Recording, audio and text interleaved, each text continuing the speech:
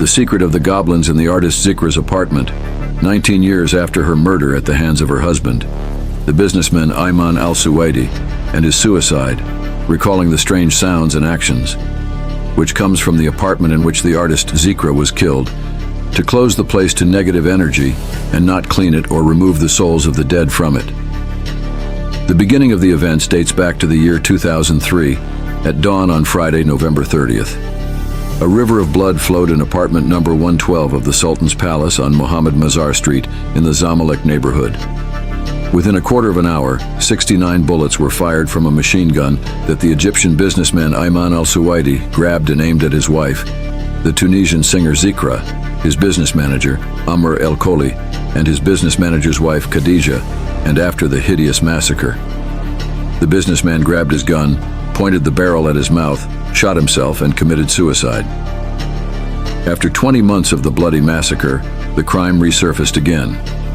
This time, it was through a report submitted by Ayman al-Suwaidi's brother Mohammed to the Qasr al-Nil prosecution office, in which he requested permission to open the apartment where the crime scene was closed after it was closed by the government after the guards informed him that strange sounds were emanating from the apartment.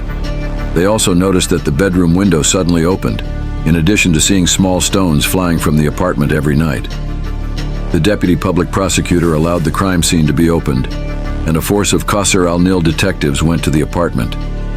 The investigation officer says, "I went down with my fellow officers and the force accompanying us and entered the property, where Mohammed, Ayman al-Suwaidi's brother, was waiting for us. As soon as I entered the crime scene, I discovered that the place had not been cleaned of traces of blood since the day the accident occurred, and the blood of the victims was staining the walls of the hall, the floor of the place, and the furniture. A tape of memories began to pass through my imagination.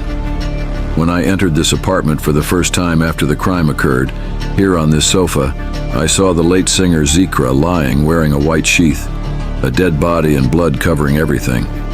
Her body was hugging a small pillow that had been pierced by several bullets.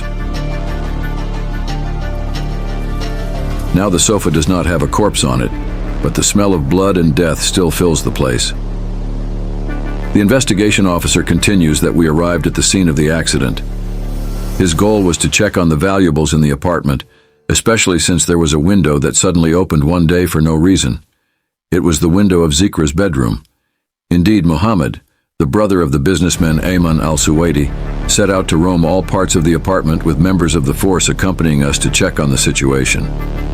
The apartment's movables and valuables, including antiques and furniture, were surprised to discover that nothing was lost from the apartment. So, Zikra's bedroom window was not opened by a thief as we thought or imagined. Who opened the window suddenly? This question was not answered for us, especially since I inspected the window well, and it did not have any traces of it being opened from outside the apartment. In other words, the window opened from inside the apartment. Regarding the details of the strange noises in the apartment, the investigation officer continues by saying another story that I heard from the property's guard, who said that whenever the clock strikes 5 in the morning, which is the same time as the crime was committed, the elevator stops at the second floor, where no one lives, and there is only Zikra's apartment, and we hear the sounds of cats fighting. From the second floor, terror spread through our hearts, and our fear increased when we heard a weak crash coming from outside the property's door. We left the property running out of panic, accompanied by worry that there might be a thief trying to enter the property. I went out with my colleague into the street and did not find anything. We decided to return to our places inside the building, but to enter the building's door, I raised my head up to the second floor to discover that Zikra's bedroom window was open, and small stones were flying from it. After this strange incident, I informed the brother of the businessman, Ayman al-Suwaidi, of the necessity of opening the apartment and reading and reciting the Quran in it, because it had become haunted.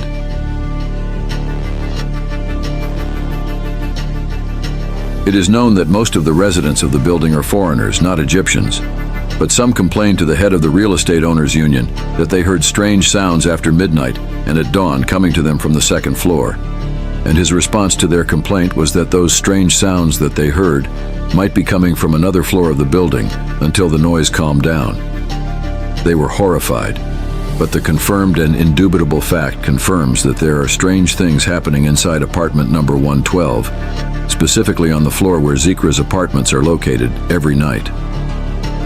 Regarding the secret of the goblins in the artist's apartment, Zikra, one of the energy specialists, said that from the point of view of the energy science of the place, what happened before the crime occurred, including a quarrel, followed by screams, fires, and the sudden loss of life, led to the presence of a lot of negative energies in the place, which was followed by the closing of the place based on this energy. The place was not cleaned, or the souls of the dead were removed from it, which led to a replay of what happened without stopping. He advised that care must be taken when buying a new house to ask about the conditions of the old residents of the house. Are they happy or unhappy? Have there been cases of murder or torture in the house? Are there cases of crimes or violent or hideous events occurring before we buy the new house? Be careful.